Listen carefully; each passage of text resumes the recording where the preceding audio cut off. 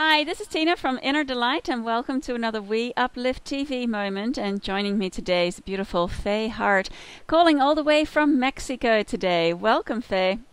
Hi, thanks, Tina. Oh, you are just such an amazing person. I'm looking at your website and everything that you've been doing, and when I read your posts that you share on Facebook, there are so many sides to you. I love discovering new little bits and pieces every time. And, with your background in the rock business, rock and roll, I'm sure that has a few challenges with it as well as a lot of the joy. So you'd like to share a little bit about your conversation with Wayne Dyer. Okay, yeah, that's one of those real turning points, pivotal moment in my life when, I don't think there was ever a moment in my consciousness, I suppose from about 11 or something, when I first started having real thoughts of my own, real awareness of my own, that I didn't want to take drugs, and be in that rock and roll kind of sex and drugs and rock and roll thing. That circus, that life looked so exciting to me as a little girl living in this old farmhouse in Indiana.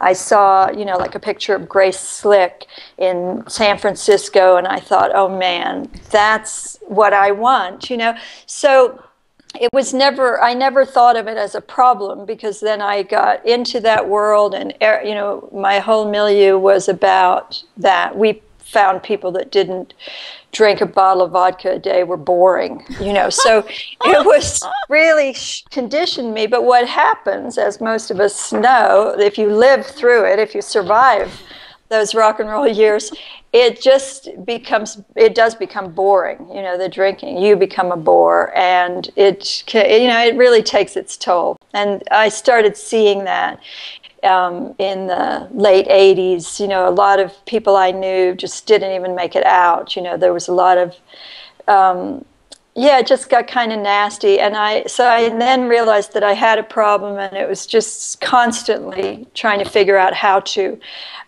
manage it or get rid of it without having to go to AA or do these things that straight people do, So it was a long, hard road, because my ego was just not going to let it go. But I kicked drinking, and I used the 12-step program, which I really advocate, even though I'm not involved in that now. It was really helpful on my path. But I always would come back to smoking pot. I didn't want to give that up. It was so, for me, linked up with my poetry, with writing, with my, being creative. And looking on it now, I think what it is that, if you're stoned, you're sitting at your desk, you're too stoned to move. So if you sit at your desk long enough, you're going to write something. So I think it's complete illusion that it's helpful.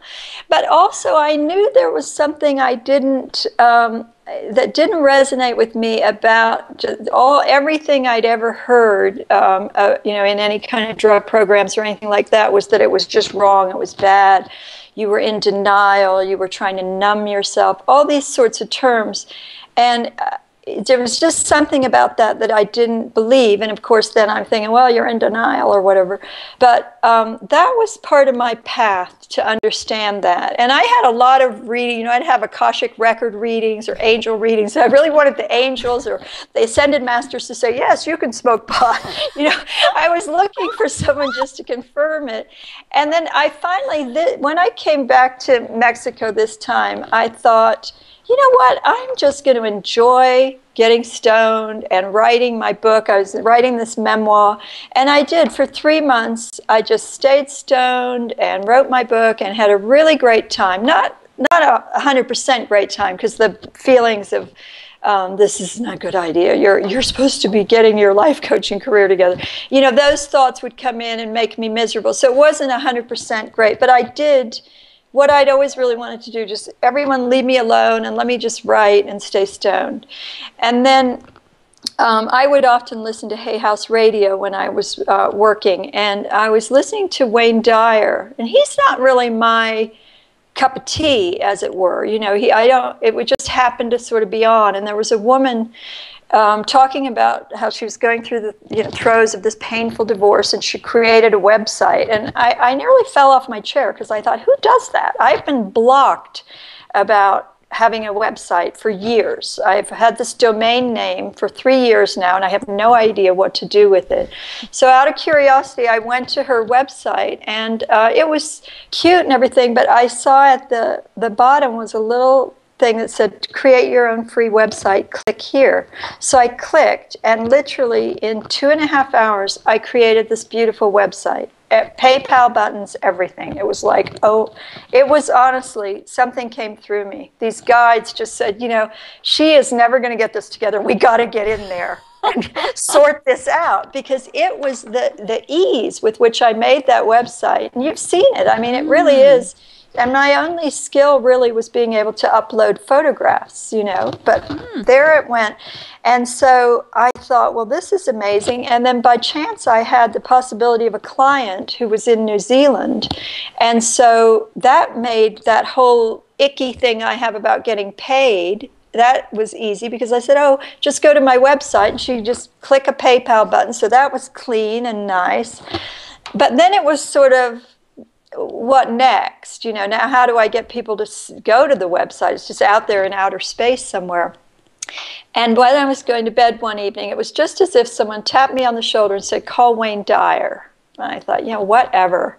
But I just wrote it in my agenda, just as if I had an appointment at 3 o'clock on Monday, Wayne Dyer. I put a big heart around it, but I didn't overthink it. I didn't manifest, but I just simply had the thought, boy, if I could go on the Wayne Dyer show and say my website name out loud, that just like I heard that woman, people would go, So the next week I called Wayne Dyer, and I'd never done that before, but I got straight through to the show. And, okay, so I'm still like a little, now I realize that I was always a little bit stoned, because in my world, I didn't understand that when you just have pot in your system all the time, you're just always a little bit stoned, you see. I wouldn't think of that. I would think, I wouldn't smoke pot like on the days that I had clients, and I would think I wasn't stoned. But now now that I have this amazing clarity, now I've had this complete healing and have none of that in my system at all, I really see how it was always like moving through my life with one foot on the gas and one foot on the brake. You're just kind of holding back a little bit. But so I'm sitting there, I don't know, when you call into those shows, they put you on hold, but you can hear the radio in the phone. So I'm just sort of, drifting off, listening to Wayne. He's telling this amazing experience about a distant healing he had with John of God. And I'm just listening. I'm fascinated by what he's saying. And then he said, when I came back, when after he had this healing, he said that he used to always drink a non-alcoholic beer every evening. And he said that just went, I didn't even think about that anymore. And, I used to have a toke of something in the evening. He kind of laughed. And I thought, oh, my God, Wayne Dyer's been getting stoned over there in Hawaii. All this time, and I just couldn't believe, but it was exactly what I needed to hear, because it just took that judgment out of it. You see, it made me realize that it's not whether it's right or wrong, it's just what's working in your life. And then, so from that, then I had a nice conversation with him, which was my good fortune, that was on June 6th, which is my Buddhist birthday, which was rather significant, yeah. And, but that was his last show before he went on a long tour, so they replayed that program, stayed on for a month on the air. So I was not only able to listen to it, I transcribed it, I did a content analysis, I really looked at what it was that was holding me back, because I had this opportunity to have heard myself out loud and publicly. I realized that it was just my thinking was the only thing now that was standing between me and manifesting this life that I wanted. And in addition to that, I was inundated with hundreds of emails from people all over the world saying how I had inspired them, and I got clients, and then I offered all these sessions out, so it just started this whole thing. In fact, now I just am completing this pamphlet called Dear Wayne Dyer, which started just as a little gift to send to him, but it's going to be available on my website. And it's just, talks about how I healed myself. I mean, and I'm talking about healed myself, not cured myself, from this seemingly lifelong habit of smoking pot. And so the rock and roll legacy has, I've been heaving it along with me all these years, but it's finally there. One thing that always compelled me to stay with the AA program is because they have these 13 promises, and one of them says, you will not regret the past nor wish to shut the door on it. And that always appealed to me. I thought, that's what I want. I want to celebrate those crazy years I had and all that wonderful living. I want to not regret any of it. And I'm at that point now. Now I realize that because I can be of service to people who, I've had life coaches in the past when I said, well, this is what I want. And, I get stoned. And they say, well, no, I can't coach you unless you get in a 12-step program. I thought, no, you can coach people wherever they're at. You can accept them there.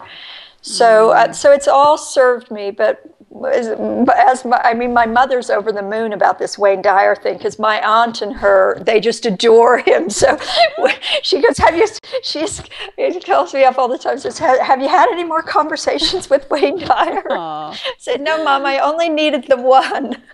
Isn't that beautiful, though, that the guidance can come in the most unexpected ways and at unexpected times. And I really, salute you for speaking up about this and actually letting yourself be seen in this way too, because I am sure that so many people are going to be resonating, and how liberating it is to be able to allow yourself to be who you are and to just embrace all those experiences, and knowing that there's this wild, juicy woman inside of you that loves to let her hair down and can be crazy, and also really knows how to connect with the heart and to bring about that transformation. So to let go of those judgments and in a space of acceptance to really come home. Oh, that's beautiful. Well, Tina, I think that's what the point is, because for me now, being wild is really coming within and doing my work and being of service. That is, to me, the wildest thing an aging rock chick could do, right? I mean, I find that a new level of wildness. But here's the piece that really, for me, switched it, was that all this time I'd heard that I was trying to numb myself or be in denial. And I don't believe that. I believe that what we're trying to do is, because when you first get stoned, it connects you with that higher self. It connects you with who you really are. Because now I'll tell you, since I have this clarity, I mean, I just completely, there's not something that dogged me all my life moving through my body. It has been removed. It's just gone, and I'm this clear channel really now. And what I see when I go into very deep state of meditation stuff is that it's like being stoned. So what we were trying to do was get to who we were. We were not trying to deny. We were trying to move away from all the lies. But unfortunately, it doesn't work for long. It starts becoming the problem. And that's the beauty, isn't it? I mean, that, as you say, I think people, doing trips and all that kind of stuff in the 60s, the wild, crazy days, that was all about wanting to connect with Source. And at the same time, I think the hippie movement really, about really meditating and doing a whole bunch of other things, it's really all about coming home and being able to experience that now without the side effects of having a hangover or whatever, That's it, because I heard Eckhart Tolle say that, because many people had said to him, wow, what you're talking about sounds like acid, it sounds like a trip, and so he, for the sake of research, took some acid because he had never done that, to see what they were talking about. And he said that yes, it is. However, the acid is very violent. You know, it's really forceful. Whereas what we experience when we move into, you know, our multidimensionality is very powerful, but subtle and gentle. So, you know, kudos to him for having the nerve to drop acid to be able to inform people. Because all in service of the greater good, yeah. the greater whole. I love it. Oh gosh. Well, for people to connect with you, schedule a session with you, they can go and visit your website, followfaye.com, and you'll find a lot of information there about Faye, about the work she does, the services, also about her beautiful book, Yard Sale. You can actually schedule sessions or book sessions there on the site and pay for them. And no matter where Faye is in the world, you can connect with her with Skype or phone. Or if you're in Mexico and she's there, I'm sure you can have a live session there. And anywhere else that you would like people to connect with you, or any last words you'd like to share? No, just follow Faye.com or Faye, my page on Facebook, which is, you know, I'm part of the Whispering Energy community, which that's a whole nother story, how that's booted me to the next level. Awesome. Oh, yeah, well, thanks. I am so excited that we have connected, and I look forward to many more opportunities to share. Thank you for being here, letting us see who you are, and bringing all that light and wisdom and that rock and roll experience into it's kind of like I kind of get an image of, like, you know, the wildness of rock and roll with like this zen state of It is. They're one and the same, you know? So for anyone wanting to connect with Faye, really discover that music inside yourself, then you've got the contact details, and we look forward to many more opportunities to share. And until the next time, many joyful blessings. Bye. Thanks. Bye.